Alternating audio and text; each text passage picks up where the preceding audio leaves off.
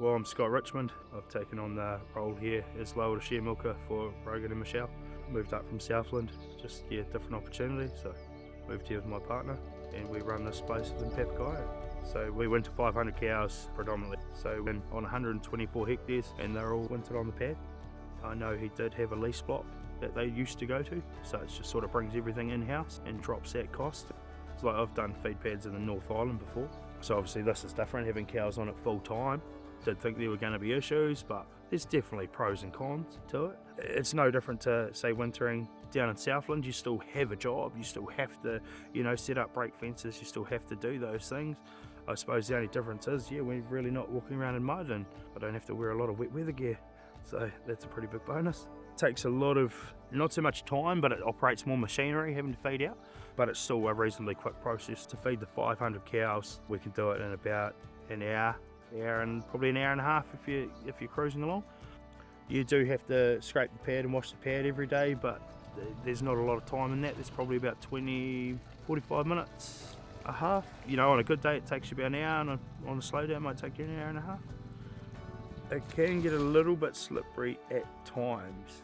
Say if you had a dry week and then it rains all of a sudden, very similar to having a cow yard, I guess. Once it rains, it's always easier to get it really clean. But as a whole, no, pretty good. We find it pretty grippy, really. We don't have any issues with it. I think as a whole, it's performing pretty well.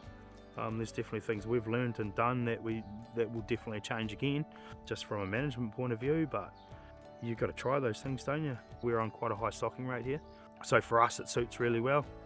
We 100% winter on it, 100% carve on it, and we also do feed supplement on it. And it does take some pressure off during the springtime. It's kind of like just having a clean paddock. It's like having good weather all the time. It's pretty handy.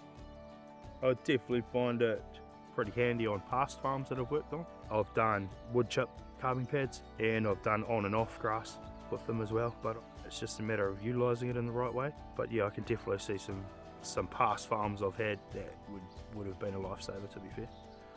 I'd say cow comfort's probably pretty good, compared to, say, in a Springer paddock. The way this one's set up with all the windbreak, you don't actually notice that it can be that windy until you walk out the gate.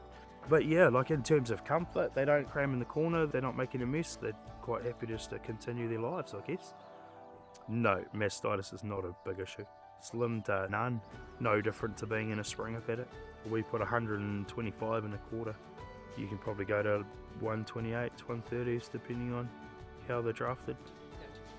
Yeah, it is definitely quite unique. Like I've seen barns and that, but nothing that sort of that middle ground. Yeah, I'd say that's a pretty fair comment. I'd say it's pretty simple. Definitely most people could do. It would be no different if you were feeding crop or doing anything like that. The tractor still only runs for an hour and a half. The only difference I found with the tractor is it took about 4 weeks before I had to clean it. It's pretty clean and tidy around here. I will definitely give it that.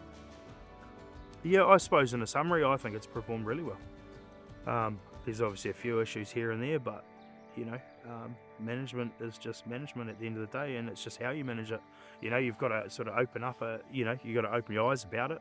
Like people can sit there and say, oh, why wouldn't I do it on the paddock, or why wouldn't I do this? And it's definitely, it would be hard to choose between both on a perfect day, but on a bad day, I'd definitely choose bad. There's no doubt about that.